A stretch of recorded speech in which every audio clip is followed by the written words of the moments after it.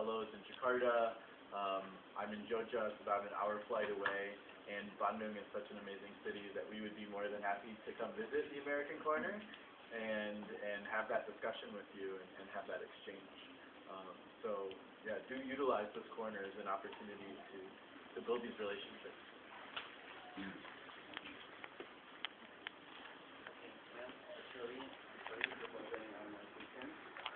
Sorry, I can speak English as well because I'm here as the Arabic teacher and I'm teaching in Arabic language in my Islamic modern boarding school. And then here I have a Christian, and this opportunity, being on my Christian here, can we make a relationship between my school with the American corner many programs are provided from American itself. Because on January, all praise be to my God, my student is called by Santri in Islamic Modern Boarding School, was as a third winner in National English Olympiad, was organized by American Corner Universitas Muhammadiyah Malang. And now, my students are called by Santri. They are interested with this program. The programs are provided with the American Corner, such as student exchange or exchange program or cross-cultural understanding. Until now, we have a program in our school such as drama contest, but we have no a native speaker and need the native speaker in our program. And then, being on my question here, can we make a relationship with our school related to the American Corner program? And then we do hope through this American Corner program can make a relationship between our program in our modern Islamic boarding school. Okay, thank you. So your boarding school is in Malang? Bandung. Oh, in Bandung. Bandung. But you said that you wanted a competition from Malang? Yeah, from Malang? for National English Olympiad. So the pesantren is here in Bandung? Bandung. Oh, okay. I think in Bandung you have an advantage that you're very close to the U.S. Embassy. There are 200 Americans that work at the U.S. Embassy, and it's easy for us to come up here. So in terms of building a relationship, there are all sorts of ways that we can do that. In terms of having as you asked for, a native speaker that would be there as a permanent teacher, that's more difficult, just because we only have 30 Fulbright English teaching assistants for Indonesia and 13 English language fellows. In terms of American Corners, also usually American Corners are based at universities in Indonesia. But outside of those three programs, there are all sorts of ways that we can support what you do. My office, the Office of English Language Programs, where Diana Ayunda and I work, provides materials, usually for free, to schools as prizes, but also as textbooks or library materials. We provide workshops for teachers. Sometimes we provide activities for students. We would like to include your school when we recruit for international exchange opportunities for youth, because we do a lot of youth outreach. We also bring in American musicians and performing artists, and we bring them all over Indonesia to do performances. And if we're doing something in Bandung, it would be good to know that your school is interested. So any of you that are from institutions or even individuals, I think the most important thing is to start the relationship by what you just did, asking, hey, can we get some support? In terms of a specific program, I can't promise you, we can give you an English teaching assistant, because there are hundreds of schools in Indonesia that are asking for that. But I'm sure we can do something. So the answer, your question is, can you support our activities? The answer is always yes. Yes, we can. So now let's figure out what we can do. I travel around Indonesia a lot. The fellows travel around Indonesia a lot. And we like to be busy when we travel. We like to meet as many people as we can. And so if you simply start, open the communication channels, and we can start to share what we're doing, and you can share what you want and what you're doing. And I'm sure we can find lots of places where we can support what you're doing. And you make an interesting point too, how you would like to provide your your students with some native speaker interaction. And I think that is one of the interesting things about the English language is that it's not only the language to communicate with native English speakers, but that it is the international language, and Indonesians can use this language to communicate with the Chinese or the Japanese or the Russians or you name it. And so it isn't just about, having an American visit your school. I would encourage you to expose your students to as many different cultures as possible, and speakers of other languages, and show them that English is a medium of communication between many, many different cultures. Yeah. How to engage the program, or can we get further information from the American partner, especially from Italy? You can email me. Yeah, you can simply email me a request. Just send me a summary of what your school is doing and what you're interested in, and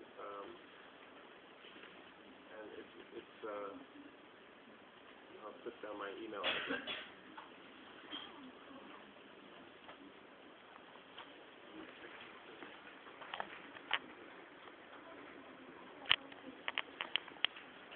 So send me an email and I'll respond.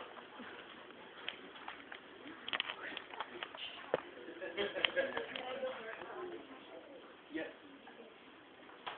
So, actually it's getting interesting.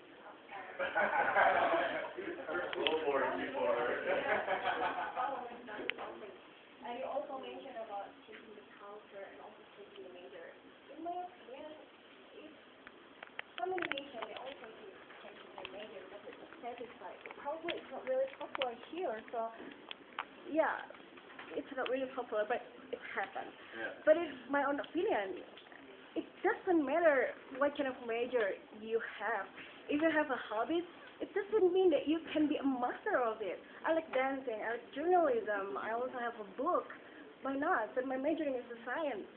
So it doesn't mean that we have to postpone our choosing for university. Right. It's just my different opinion. And also for encourage us for the scholarship. Most of the people here are thinking about the scholarship, right?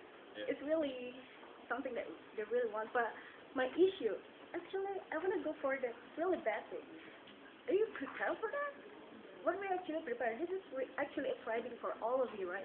You're a teacher. Why you encourage the students to prepare for study abroad, for be adaptable to different culture? What do you teach? Because when we get the scholarship, it's just more of the people, they feel in a house. It's really exciting. We want, not because we realize we need it. Actually, we should focus on why. When we need it, what's basic we should prepare before we apply this scholarship? It's a good question because Brian, Jen, and I have conducted what we call pre-departure orientations. This is for people who've got scholarships and they're getting ready to go to America. So Brian, Jen, and I asked these questions. What do these students need to know before they go so they can make the best of their time in America? And we conduct several activities. One is academic writing. We go very heavy on to prepare students to write in American universities because writing determines about 80% of your grade most of the time. So we give a crash course in academic writing. Cultural awareness, very, very important. Public speaking, do's and don'ts. But I don't think you can ever be fully prepared at the same time. You do the best you can, but when you get off that plane, you're on your own. And sometimes you have to learn things the hard way. And sometimes being uncomfortable and making mistakes is the best learning experience that you can have. Some point you should realize. Yes, I've learned that as I've been a state student myself several times. There's only so much you can do to prepare. And it's not always going to be a smooth ride, but there's a lot to learn in struggle as well. So we do the best we can, and we're always looking for ways to do better. So I'd be interested to hear from some of you who have already traveled abroad. What did you wish you had known before, so that we could maybe make our pre-departure? My first year experience, well, actually 6 months in Stanford, so exclusive. I mean, come on, I was the best student here. top of the line, creme of the creme. Yeah. But at Stanford, I suddenly become the dumbest student. And the thing is that I can't keep up with the reading. I mean, I read textbook here. I usually translate textbook for my friends because I'm the only one who can read in my class. But still, I mean, the amount of reading, and I just realized that, well, I probably never got. I mean, all my fellow students, undergrads and everybody, just take it for granted. You just read, and then I begin curious. Why so? And apparently they were taught since they were in kindergarten, systematic reading. They have what you call the functional literacy. It's different literate of knowing the ABC, but it is like you get it in a book or document and you can read it, observe, internalize to yourself, and then recite it again. And that's something that's missing here in every level. I spent my first year interviewing everybody here from kindergarten to university professor, and they do not read. I mean, this country suffers from massive illiteracy, functional literacy. So that's the reason why I come back. I mean, I teach them reading. Basically, fiction, because we never read fiction. I use English novel or Western novel, like 19th century, but in class discussion is still in Indonesian. Because, well, I'm used to bilingual thing, and I know the advantage of using your own mother tongue to explain things, but still we read it. And also, well, again, I got a cultural encounter the first time that I see the benefit when I was in Stanford. So I was so lonely, alone, nobody, no Indonesian. I'm the only Indonesian there. And so the people at the IA, volunteer in Asia, took me as part one of them. And I'm allowed to go to that office with the window, which is for members only. For the official university officials, they have to go to the door.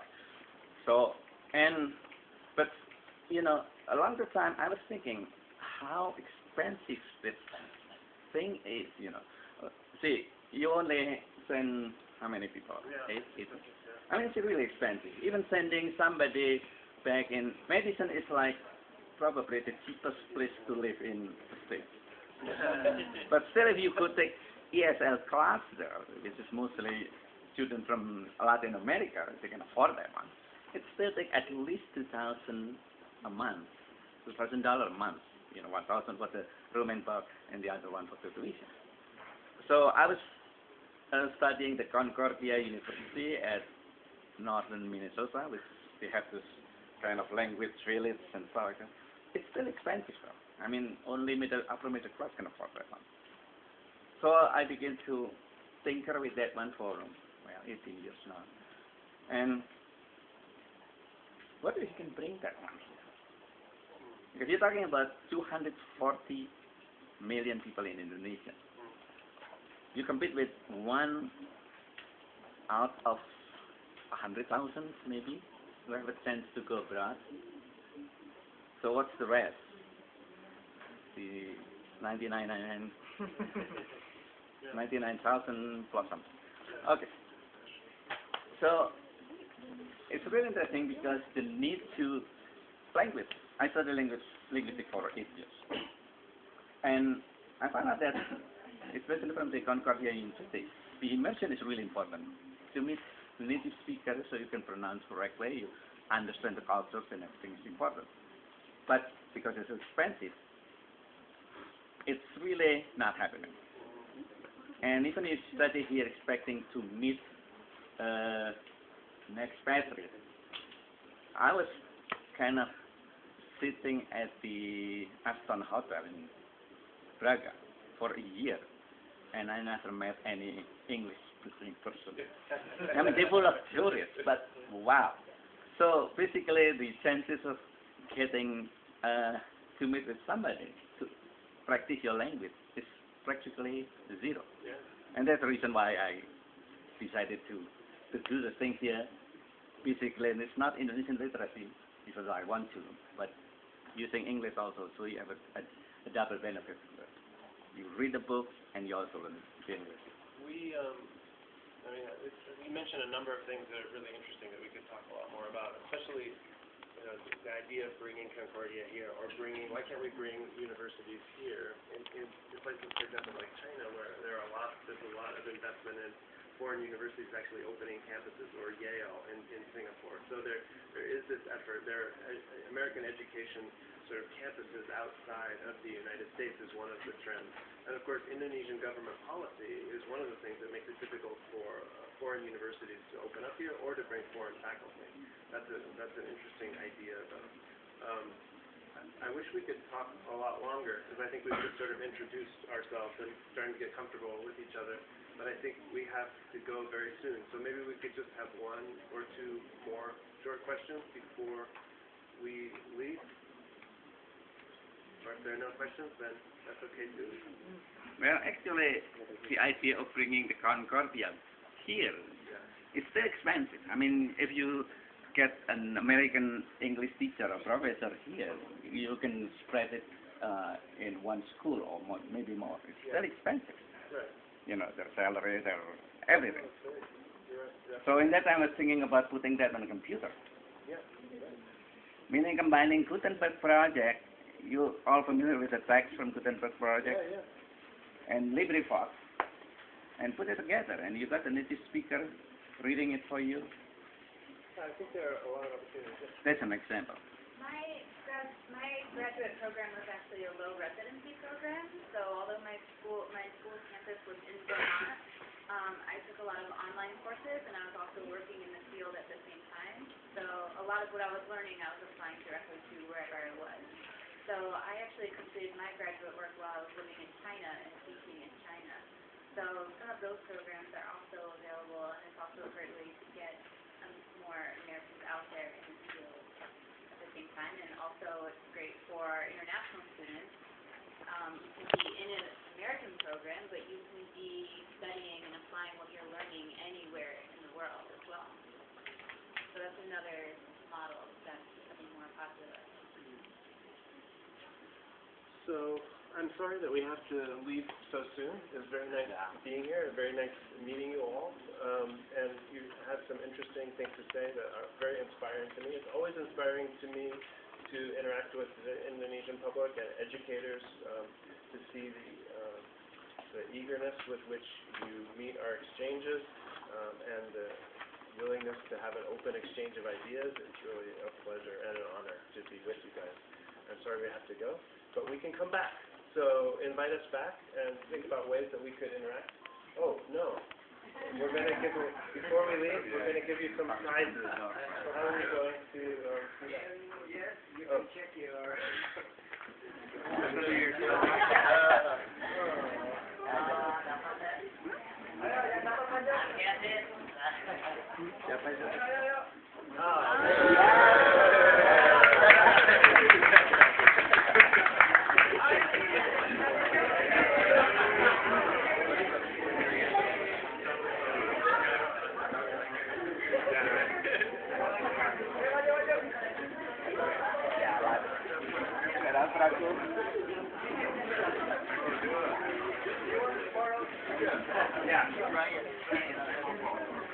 You lived in Madison for 30 years? I'm from Eau Claire, right?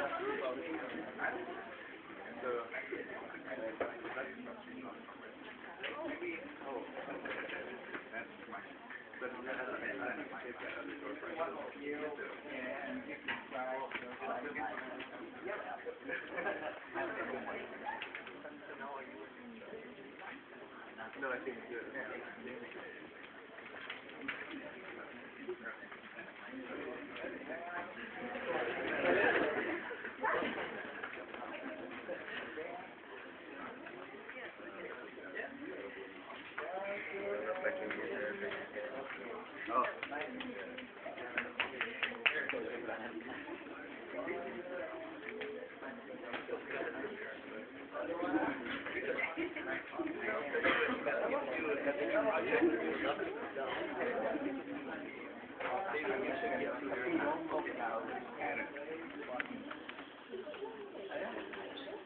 I only have one, so